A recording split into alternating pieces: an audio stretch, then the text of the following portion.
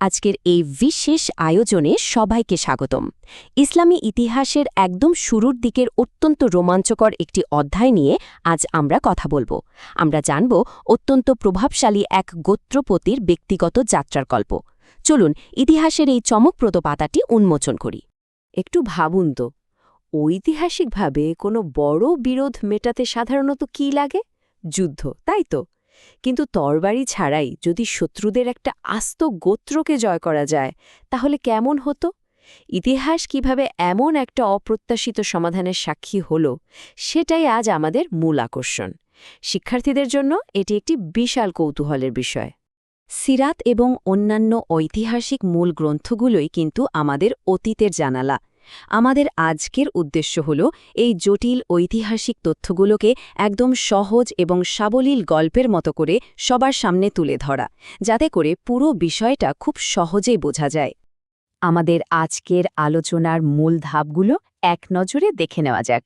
প্রথমে মক্কায় এক নেতার আগমন, এরপর হেদায়েতের আলো, গোত্রের প্রত্যাখ্যান, এক অপ্রত্যাশিত দোয়া এবং সবশেষে দাউস গোত্রের ঐতিহাসিক রূপান্তর। প্রথমেই চলুন দেখি মক্কায় সেই নেতার আগমনের ঘটনাটি। আমরা কথা বলছি তুফাইল ইবনে আমর আদ-দাউসির বিষয়ে। তিনি ছিলেন দাউস গোত্রের অত্যন্ত ক্ষমতাধর, ধনী একজন প্রধান এবং দারুণ এক বাগ্মী কবি। সে যুগে এমন একজন মানুষের সাথে জোট বাঁধাটা ছিল আক্ষরিক অর্থে সোনার হরিণ পাওয়ার মতো ব্যাপার। তুফাইলের এই যাত্রার একটা চমৎকার টাইমলাইন বা রূপরেখা আছে। মক্কায় তার কাটানো প্রথম কয়েকদিন থেকে শুরু করে নিজ গোত্রে ফিরে যাওয়ার পরের কয়েক মাস এবং কয়েক বছর পর মদিনা ও খাইবারে তার চূড়ান্ত হিজরত, পুরো যাত্রাটাই একটা মাস্টার ক্লাস। মক্কায় পা রাখতেই কিন্তু এক অদ্ভুত কাণ্ড ঘটল। মক্কার কুরাইশ নেতারা তুফাইলকে ঘিরে ধরল। তারা তীব্রভাবে সতর্ক করল যে নবী মোহাম্মদের নতুন বার্তা নাকি পরিবারে রীতিমতো বিভেদ সৃষ্টি করছে। সতর্কতার মাত্রা এতটাই বেশি ছিল যে ওই বার্তা শোনা থেকে বাঁচতে তুফাইল আক্ষরিক অর্থে নিজের কানে তুলা গুজে নিয়েছিলেন। চিন্তা করা যায়। আমাদের দ্বিতীয় পর্ব, হেদায়েতের আলো এবং বার্তা গ্রহণ। আচ্ছা, একজন বুদ্ধিমান এবং স্বনামধন্য কবি হিসেবে তুফাইল কিন্তু নিজের বিচারবোধের ওপর বেশ আস্থাশীল ছিলেন। তিনি ভাবলেন, আমি তো নিজেই ভালো মন্দের তফাৎ বুঝি। ব্যাস, কান থেকে তুলা বের করে ফেললেন এবং নবীর পবিত্র বাণী শুনলেন। আর শোনার সাথে সাথেই সেই বাণীর মাধুর্যে মুগ্ধ হয়ে তিনি ইসলাম গ্রহণ করলেন। ইসলাম গ্রহণের পর তোফাইল নবীর কাছে একটি নিদর্শন চাইলেন, যাতে করে তিনি তার গোত্রের মানুষদের বোঝাতে পারেন। আর ঠিক তখনই এক অলৌকিক ঘটনা ঘটল। তার দুই চোখের ঠিক মাঝখানে একটি ঐশ্বরিক আলো জ্বলে উঠল। তোফাইল অনুরোধ করলেন আলোটি যেন তার চাবুকের ডগায় চলে আসে, যা অন্ধকারের লণ্ঠনের মতো পথ দেখাবে। এই চমৎকার ঘটনার জন্যই ইতিহাসে তাকে আন-নূর বা আলোর অধিকারী উপাধি দেয়া হয়। বাড়ি ফিরে তিনি কিন্তু খুব সহজ আর সুন্দর একটা সামাজিক প্রক্রিয়ার মাধ্যমে এই নতুন বিশ্বাসটি পরিবারের মাঝে ছড়িয়ে দিলেন। ধাপে ধাপে প্রথমে তার বাবা, এরপর তার মা এবং শেষে তার স্ত্রীকে ইসলামের দাওয়াত দিলেন, আর তারা সবাই হাসিমুখে সেটা গ্রহণও করলেন। এরপরেই আমাদের তৃতীয় পর্ব, গোত্রের প্রত্যাখ্যান এবং তীব্র বিরোধিতার সম্মুখীন হওয়া। গল্পের মোড়টা আসলে এখানেই ঘোরে। সমাজে তুফাইল এত প্রভাবশালী একজন নেতা হওয়া সত্ত্বেও দাউস গোত্রের বাকি সদস্যরা তার এই নতুন বার্তাকে একদম সরাসরি প্রত্যাখ্যান করল। এটা ছিল তার যাত্রার সবচেয়ে বড় একটা ধাক্কা। কিন্তু কেন তারা এমন তীব্রভাবে প্রত্যাখ্যান করেছিল? এর পেছনের কারণটা হল দাউস গোত্রের মানুষেরা তখন সুদ, ব্যভিচার আর মূর্তি পূজার মতো বিভিন্ন অনৈতিক চর্চায় গলা পর্যন্ত ডুবেছিল। এই পুরনো অভ্যাসগুলো তাদের বিচারবোধকে এমনভাবে আচ্ছন্ন করে রেখেছিল যে একটি নতুন এবং বিশুদ্ধ নৈতিক বার্তা তাদের কাছে একেবারেই বেমানান মনে হচ্ছিল। এখন ভাববার বিষয় হল, সম্পূর্ণ প্রত্যাখ্যানের মুখে একজন নেতার পরবর্তী পদক্ষেপ ঠিক কী হতে পারে। যখন নিজের গোত্রের মানুষ জেদ ধরে বসে থাকে, কোনো কথাই শুনতে চায় না, তখন একজন হতাশ নেতা কী করবেন? চলুন দেখি।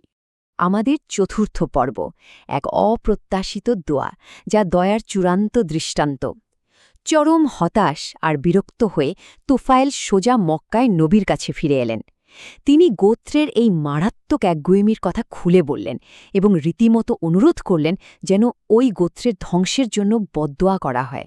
সেই মুহূর্তে ঘরে উপস্থিত সবাই প্রায় নিশ্চিত ছিল যে নেবী যখন হাত তুলেছেন তখন দাউস গোত্রের ওপর নির্ঘাত ধ্বংস নেমে আসবে। প্রত্যাশা তো সেটাই ছিল, কিন্তু ঐতিহাসিক বাস্তবতা আমাদের চমকে দেয়। সেখানে প্রতিশোধ বা ধ্বংসের বদলে বর্ষিত হয়েছিল অসীম করুণা। নবী ঠিক সেই সময় এমন একটি কথা উচ্চারণ করেছিলেন যা তিনি পরপর ৩ বার পুনরাবৃত্তি করেন। হে আল্লাহ, দাউস গোত্রকে হেদায়েত দিন এবং তাদের নিয়ে আসুন।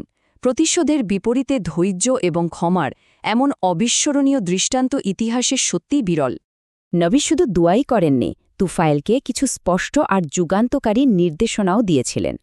তিনি তুফাইলকে অভিশাপ দিতে কঠোরভাবে নিষেধ করেন, নির্দেশ দেন মাতৃভূমিতে ফিরে যেতে এবং অত্যন্ত নম্রতা ও স্নেহের সাথে গোত্রের মানুষদের বোঝানোর এই কাজটা চালিয়ে যেতে।